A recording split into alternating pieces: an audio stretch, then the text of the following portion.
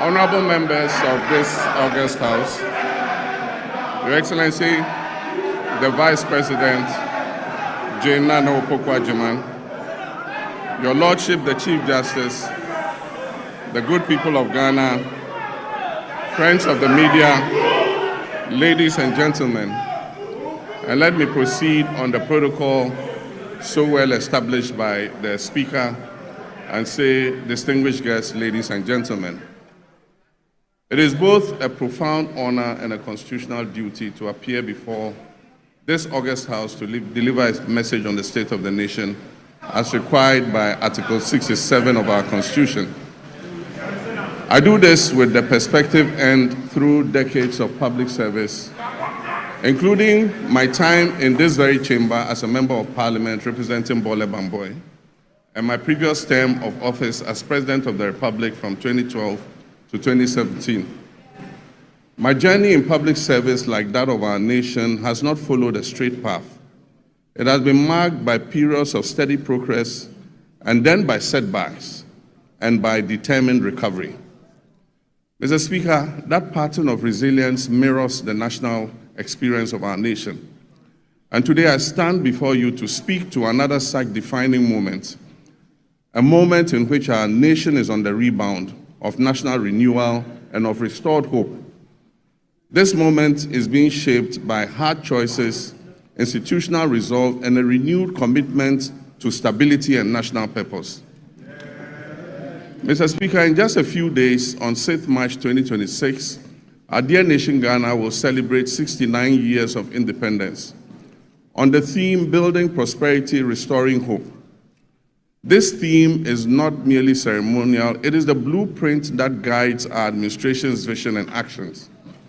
It reflects where we have been, it acknowledges the difficulties we have endured, and confidently declares the direction in which we are headed. At the heart of this vision are two complementary and mutually reinforcing agendas. One, the Resetting Ghana agenda, and two, the Accra Reset. The Resetting Ghana agenda is our national commitment to restore economic stability, rebuild public trust in our democracy, strengthen our institutions, and deliver tangible improvements in the lives of ordinary Ghanaians.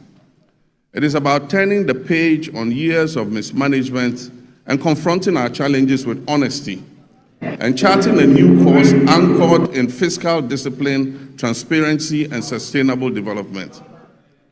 The Accra Reset, on the other hand, is our continental commitment. It recognizes that Ghana's prosperity cannot be separated from Africa's progress.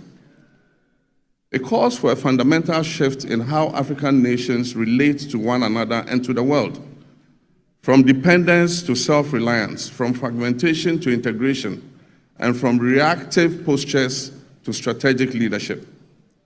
Mr. Speaker, these two agendas are deeply interlinked because we cannot build lasting prosperity at home without contributing to stability and growth across our continent. Equally, we cannot lead effectively on the continental stage if our own house is not in order. Together, these frameworks demonstrate our determination to restore hope, not merely as a promise, but as a lived reality of Ghanaians and Africans alike.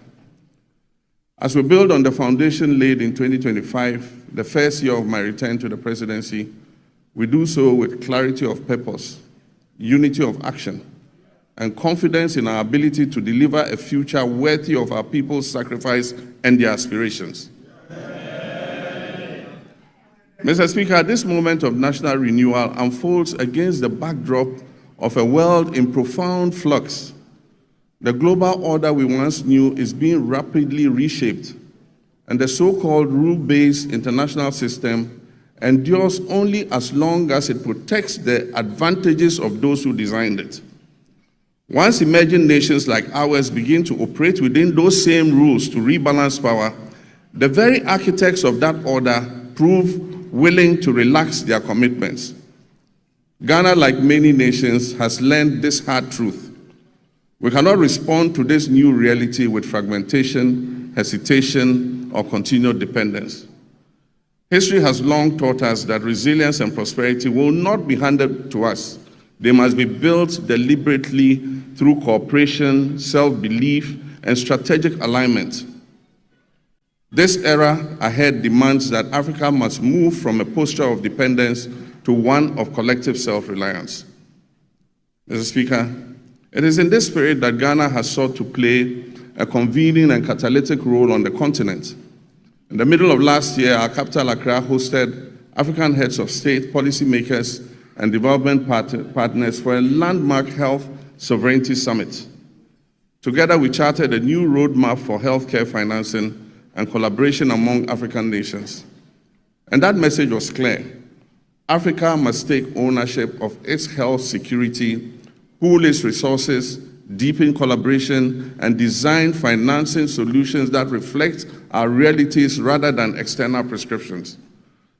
Strong economies require healthy populations, and health sovereignty is inseparable from economic sovereignty.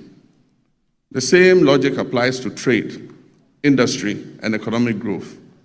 Africa's future lies in dismantling our artificial borders, removing bottlenecks that stifle commerce, and fully activating a common market that allows our goods, services, and capital and ideas to move freely across the continent. No single African country, no matter how well endowed, can thrive alone in this new global environment. Rather, when we work together, our combined markets, our youthful populations, our natural resources, and our creativity will constitute one of the greatest economic opportunities of this century. Africa must summon the courage to shape its own destiny, building genuine sovereignty across Africa. The Global South requires a deliberate and disciplined plan, one that begins with unlocking the immense human and creative potential of our young people, strengthening regional value chains to add value to what we produce, mobilizing domestic capital to finance our own development, and speaking with a single, coordinated, and confident voice in global affairs. Mr. Speaker, this is how Africa can move from promise to power, from participation to leadership, and from dependence to self-reliance. The path forward is clear. Africa must rise with confidence, unity, and purpose. And Ghana stands ready not only to rebuild at home, but also to work hand in hand with our African brothers and sisters to shape a future that is defined by shared strength, dignity, and prosperity. Mr. Speaker, we have resolved here in Ghana to operate with our eyes open, to protect our sovereignty, and to design policies that place our people first. We'll continue to engage with the world, but on terms that reflect our interests. We will uphold global norms, but we will not outsource our judgment. And we will build resilience at home so that shifts in external power do not translate into hardship for our citizens. Mr. Speaker, when I last came before this House, I spoke candidly about the depth of the challenges we had inherited across all facets of our nation. Mr. Speaker, nowhere was this national malaise more evident than in the economic sector. We inherited an economy in severe crisis, burdened by unsustainable debt, high inflation, a rapidly depreciating currency, and an escalating cost of living crisis that had left our citizens reeling from unimaginable hardship caused by years of general imprudence and reckless management of the economy. Mr. Speaker, I was clear from the outset that recovery would not come easily. But I was also clear that I'll stop at nothing to turn this situation around and bring relief to Ghanaians. I promised then that just as I have confronted and overcome crisis in the past, I'll reset our economy and return us to a path of growth, progress, and development. Mr. Speaker, I told this August House then, when I appeared before you last year, that we would have to take tough, prudent, and necessary decisions to restore stability